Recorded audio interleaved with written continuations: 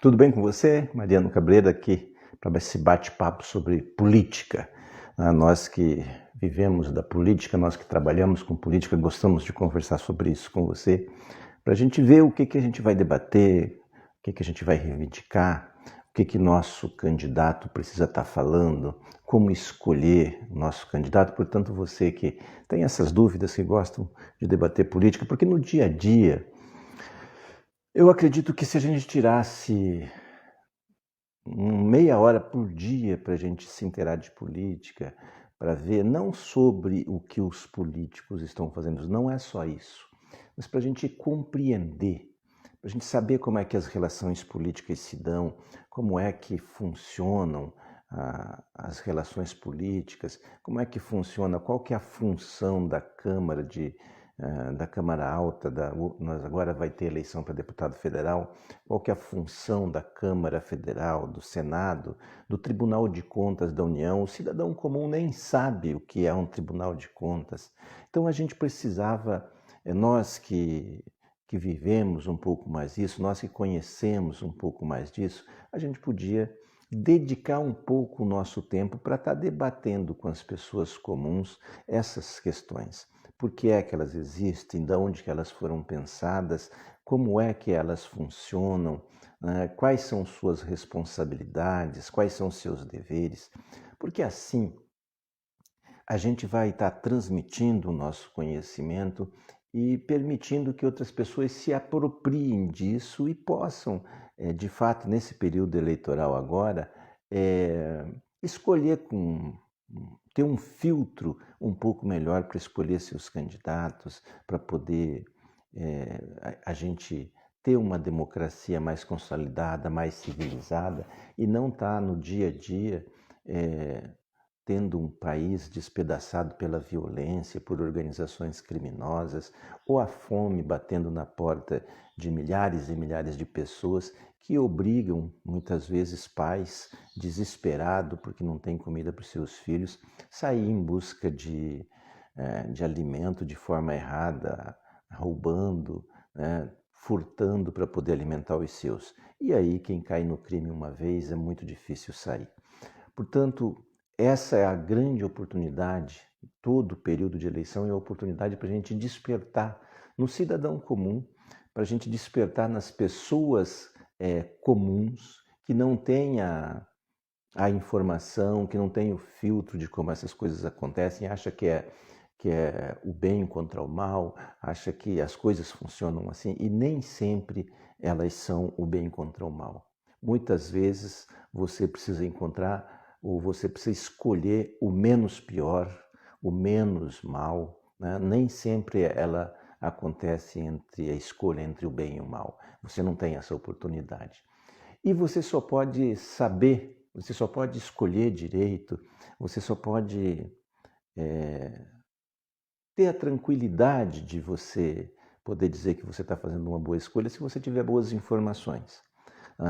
Como é que você se informa para um bom candidato? Hoje nós temos o Dr. Google, que é imperdoável. Toda a nossa vida está registrada e ela nos acompanha. Se você tiver um pouco de tempo, digita no Google lá Mariano Cabreira e você vai encontrar a minha vida. Claro, tem alguns homônimos também, né? Tem que saber qual que é o Mariano Cabreira para poder não cair ou não enquanto pegar informações falsas. Assim como você, José da Silva, tem centenas, tem milhares, né? Mas se você fizer isso minimamente, se você filtrar bem, você vai ver que toda a minha vida lá, o período que eu fui presidente de partido, o período que eu fiquei doente, que eu fui notícia, das vezes que meu nome foi para a justiça, que eu respondi algum inquérito, graças a Deus todos já foram resolvidos, nenhum foram graves, foram só situações normais do cotidiano de quem tem vida pública. Portanto, é assim que é uma das ferramentas que a gente tem para discutir. E uma outra delas é se inteirando da vida do candidato, de onde ele veio, como ele foi educado, quais são a escola que ele estudou, se ele é casado, se ele paga bem seus impostos. E isso está tudo registrado. Se você fizer uma boa pesquisa, você vai encontrar. É uma das formas de você se orientar pelo seu candidato. Mas essas outras informações que eu estava dizendo, como é que funcionam as instituições, até para a gente poder criticar, que está muito na moda agora, dizer que o STF está legislando, que o STF está mandando, que é a ditadura da toga. Mas qual que é a função do Superior Tribunal Federal? Você que não faz parte de nenhum time, você que acompanha, sabe como é, por que ele foi criado, qual que é a função dele. Você sabe qual que é a função, o limite da presidência da República, o limite do presidente da Câmara Federal? Quais são essas funções? Por que se dizem a harmonia dos poderes? Qual que é a fundamentação nessa palavra de ter harmonia entre os poderes, da onde que ela vem, aonde que ela está firmada, aonde que isso foi chancelado? Você sabe disso? Rapidamente vou falar um pouco sobre isso. Toda sociedade chamada democrática como a nossa, ela tem um momento que ela se encontra e ela faz um acordo de como ela funciona. O último acordo nacional que nós fizemos no Brasil foi logo após a ditadura. Em 86 foi chamada uma eleição geral para se escolher homens que fossem escrever a nova Constituição pós-ditadura, certo? Havia debate da forma de como é que ia ser, qual o caráter, como é que ia ser, se ia ser de uma reforma geral, qual seria a função e os poderes da Constituinte. Isso foi dado, o poder, até onde que essa Constituinte poderia ir pelo Congresso anterior e pela correlação de força que tinha anteriormente, que era um Congresso muito influenciado ainda pela ditadura. Mas foram esses, foi o presidente Sarney e esse colégio eleitoral que decidiu as funções da nova Constituinte, que se não foi uma Constituição ampla, geral e restrita, ela foi uma Constituição bastante democrática. Em 88, o Dr. Ulisses Guimarães promulgou essa Constituição. Lá foi feito um acordo, porque foi uma eleição geral, os representantes foi bastante mobilizada, o Brasil todo se mobilizou, todas as categorias, trabalhadores de todos os setores participaram ativamente da construção, houve caravanas, participação popular com milhares e milhares de pedidos, pressão em cima de bancada. A Brasília se movimentou como nunca na história anterior a Brasília foi tão mobilizado como naquele período. Servidores públicos, trabalhadores de todas as categorias fizeram lobby, conseguiram emplacar muitas das reivindicações. Foi aí que foi criado o SUS, foi aí que surgiu a estabilidade para o servidor público, foi aí que surgiu a proposta democrática da cultura, da saúde, da habitação popular, da proteção do emprego, da proteção do cidadão, da aposentadoria universal para o trabalhador rural, equiparado ao trabalhador rural ou trabalhador urbano.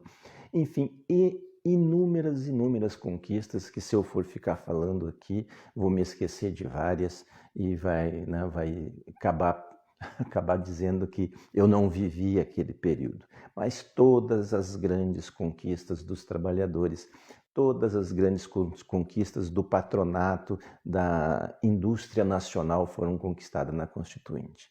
Da onde que vem, qual que é o papel do Estado, qual que é o papel da Câmara, qual que é o papel do Tribunal, qual que é o papel do Tribunal de Contas da União, tudo isso foi discutido. Esse grande acordo na Constituinte é que rege a função do Superior Tribunal Federal, é o que diz o que é que um presidente pode fazer, o que diz que o presidente da Câmara pode fazer, está tudo lá, tudo na Constituição. Isso foi um grande acordo. Quando eu saio da linha, eu tenho um limite até onde eu vou, eu tenho um negócio que se chama liturgia do cargo, todo mundo que chega lá tem uma postura que tem que ter.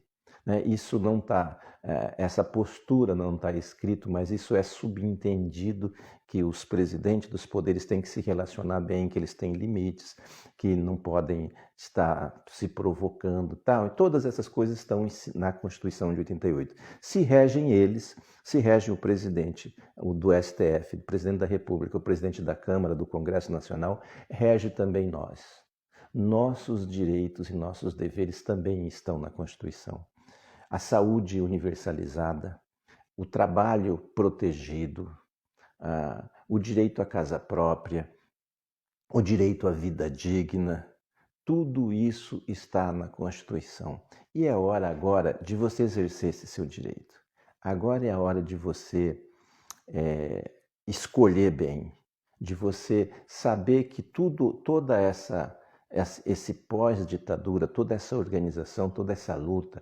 Em 86 eu era jovem, 20 e poucos anos, participei de todas essas articulações, todas. E a minha geração precisa estar contando isso, precisa estar debatendo isso, precisa estar dizendo qual foi sua participação, como que foi isso, para os jovens de hoje, 15, 20, é o primeiro voto de 16 anos, 20 anos, até 30 anos, para que eles saibam que essa conquista não foi uma conquista fácil. Foram décadas, séculos de governo autoritário para se chegar a isso. Hoje, para você ter uma ideia, o Sistema Único de Saúde, ele é o único no mundo. O que mais se aproxima do que nós temos no Brasil é o da Inglaterra. E, por coincidência ou não, são os dois sistemas que mais enfrentaram bem a pandemia. Ou vocês acham que, com todas as dificuldades colocadas pelo governo central, pelo governo federal, nós teríamos a capacidade de vacinar 2 milhões de pessoas por dia? Porque nós temos uma rede de saúde capilarizada em todas as cidades. Nós temos as UPAs, nós temos as unidades básicas, nós temos milhares e milhares de estruturas espalhadas por esse Brasil. Por isso foi tudo fruto de uma luta lá atrás. Isso foi tudo fruto da luta de centenas de milhares de trabalhadores que foram à luta, que morreram, que enfrentaram Estado, que enfrentaram repressão. E agora você precisa fazer valer esse seu direito conquistado. Você precisa entender que os seus direitos têm limites. Seus direitos começam onde começa o do vizinho.